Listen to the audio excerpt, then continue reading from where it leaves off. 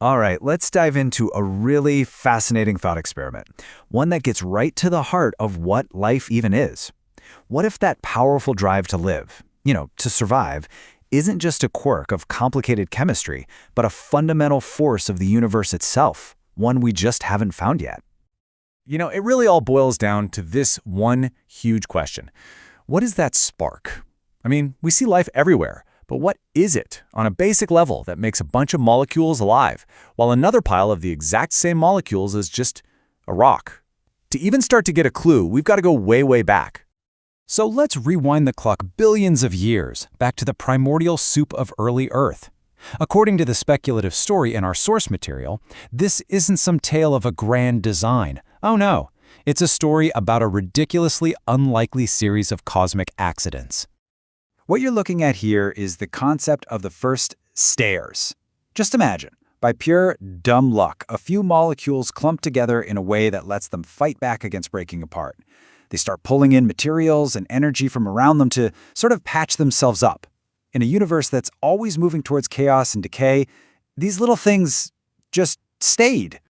And that initial impulse to just stay alive? That was just the first lucky roll of the dice. Next, totally by chance, some of these stayers figured out how to split and make copies of themselves. Then, even crazier, some of those copies just happened to stick together after splitting, creating the very first multicellular blobs. Every single step was another mind-boggling accident on the road to complex life. And this is the absolute key to the whole idea.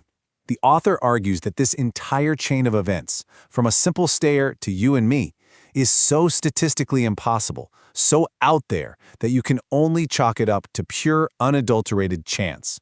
Not some predictable chemical process, but an absolute fluke of nature. So, if this whole story of life is built on a foundation of pure chance, well, that leaves us with a massive intellectual puzzle.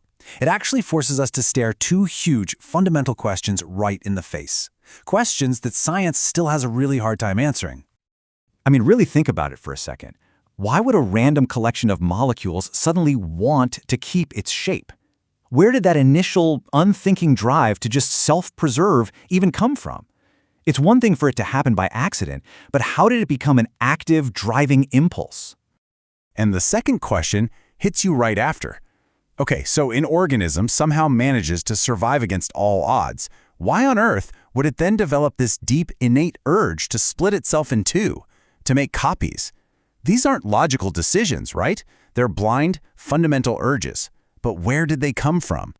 And this is where our author throws a real curveball. To explain these deep, mysterious urges that define life, maybe, just maybe, we need to look beyond biology and chemistry. Maybe we need to look at fundamental physics. Okay, so quick refresher. Physics tells us that our entire universe is basically run by just four fundamental forces. You've got gravity, electromagnetism, and the two nuclear forces, the strong and the weak. These four explain pretty much everything, from how planets orbit the sun to how atoms hold together. They're the rules of reality. And that brings us to the author's central mind-bending question. Just like matter showed up with gravity and electric charge came with electromagnetism, did life appear with its own built-in force? Could this life instinct be the fifth fundamental force of the universe, born in the exact same moment as life itself? So I know, it's a wild idea. Let's actually dig into the author's case for this life force. How could this possibly fit into everything we know about the universe? Well, the whole argument really hangs on a few key comparisons. The core analogy is this. Think about gravity.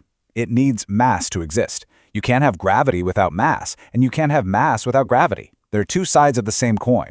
The author suggests the life instinct might be linked to living matter in the exact same way. And just as more mass means stronger gravity, maybe more complex life or even more intelligence creates a stronger life force.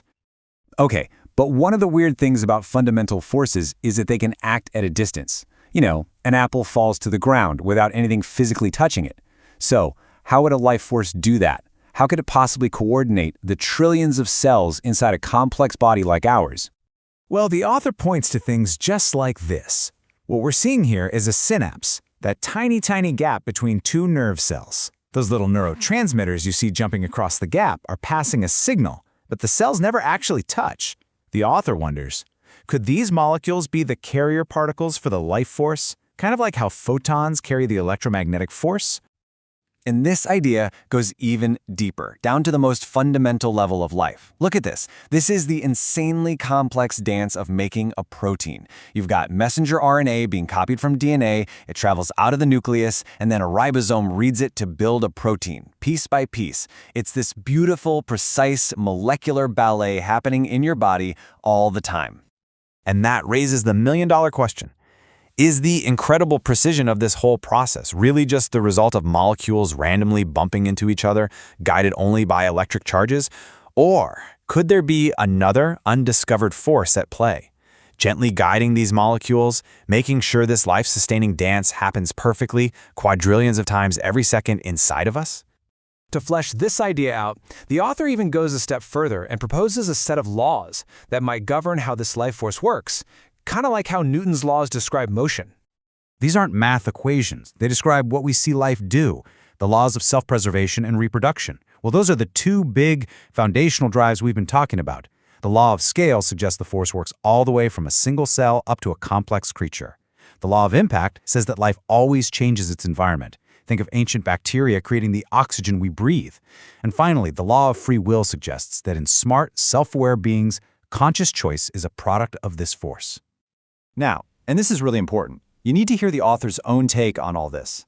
They're not preaching this as gospel. This quote shows this incredible humility. It's basically them saying, look, this is a wild idea, I know, but the mystery is so big we have to think outside the box. So, the real point to take away from all this isn't that there's definitely a fifth force out there. No, the true value of this whole thought experiment is to make us just stop for a second and appreciate how deeply, profoundly weird and wonderful life is. It's a kind of organized complexity that just defies easy answers. And maybe our current science doesn't have all the tools to understand it just yet. Which leaves us right here with this one final, massive question. Are we just incredibly complicated, incredibly lucky chemical machines running on the same old rules of electromagnetism? Or is there something more, a fundamental spark, a force of nature unique to living things, just waiting for us to find it?